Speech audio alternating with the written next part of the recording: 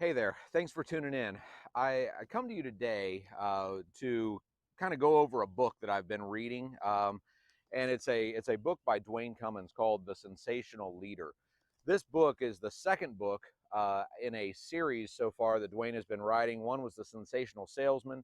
I did a video commentary on that a couple of years ago, and it really impacted my life for the better because Duane really gets it. As a salesperson for over 26 years, Duane really gets what sales is all about. He dwindles it down to some easy steps that you can take, and he puts it in a story form where you're following Mr. Thomas Frickle as he goes through life, and he starts out in that sensational salesman in not such a great place.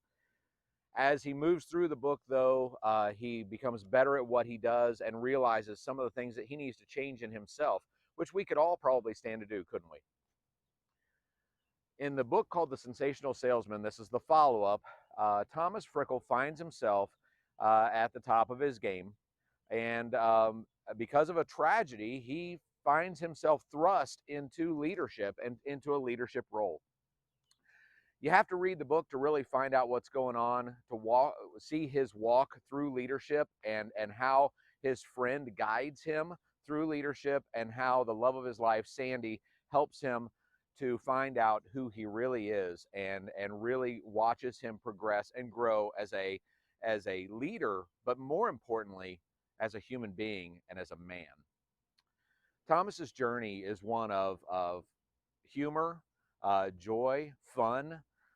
It's a great read. It's an easy read, and it's a fun read, I have to tell you. And if you are looking to be a leader or wanting to brush up on your leadership skills, this would be where I would tell you to head first, because it's a fun read, it's easy to read, and you'll really enjoy the story. I'll just share with you one thing that I got out of it that really, really hit home with me. And, as leaders, you guide people. Some people become managers, and it took me a long time in life to realize that managers manage things, leaders guide people. So if you are a manager at a store, uh, then you're managing products. A lot of times you're managing inventories, you're managing checkouts, you're managing things, but you're not leading your people. When you learn to lead your people, then managing the things falls away. Because really, managers aren't managers at all, are they? They're leaders. And we have to continue learning as leaders and reminding ourselves what it's like to be a leader and what we need to do to succeed. In this book, Duane goes through some simple steps that you can follow to become a leader worth following, which is what it's all about, isn't it?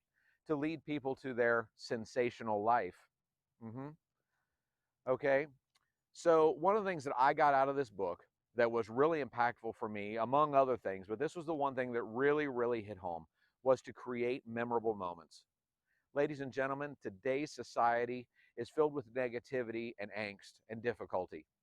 And if you focus on creating memorable moments in others people's lives, not construct them, but use daily life to just create a memorable moment, their life will never be the same again. As most of you know, I believe in Ogmandino's rule number 10, which is beginning today, treat everyone you meet, friend or foe, loved one or stranger, as if they're going to be dead at midnight. Extend to each person, no matter how trivial the contact, all the care, kindness, understanding, and love you can muster, and do so with no thought of any reward. Well, I can tell you that even though that I say that in the morning and at night before I go to bed, sometimes I lose track of it. I'll give you for instance. I was at a Walmart in the South at one of my clients, and a young black lady was trying to find a place to go into a line, and she had a cart full of items. And there was this older white man that was in line that said, "Hey lady, the line's back here," because everybody was social distancing and there was a big gap in there. And she got really angry, really overly angry. I'll be honest with you. She overdid it. She said, "You got a problem with me," and started yelling at the old man. And she said, "You want to go right now?" And this guy was like, I don't know, 80 years old. And he was at high tension. She was at high tension. And I was about 6 people back in line. And looking at this situation, I was shocked at what was happening. I was shocked at the conversation that was going on here, or the confrontation really that was going on here. And I let it go. The lady moved on. The guy was, you know, visibly upset. He checked out, and she went on down to another lane. But I thought about that for a moment, and a memorable moment could have been had there. And it was my fault that it didn't happen. I could have very easily stepped out of line. I was about 4 people back. I could have very easily stepped out of line and said, ma'am, I can see your cart's full. You probably worked all day. You probably just had to go shopping for your kids, and this place is packed with lines back down the aisle. Why don't you take my spot? Because the reality was I was just there to get one thing. And was I in a hurry? Yes. Was I a little upset about the one thing I was getting? Yes. Did it really matter? No. In the grand scheme of things, it didn't matter. If I would have taken that one moment, stepped out, and said, ma'am, why don't you take my place in line, and I'll go to the back of the line, then you can check out faster. It would have created a memorable moment for not only her, but also the other people in line, and maybe tensions would have calmed a little bit.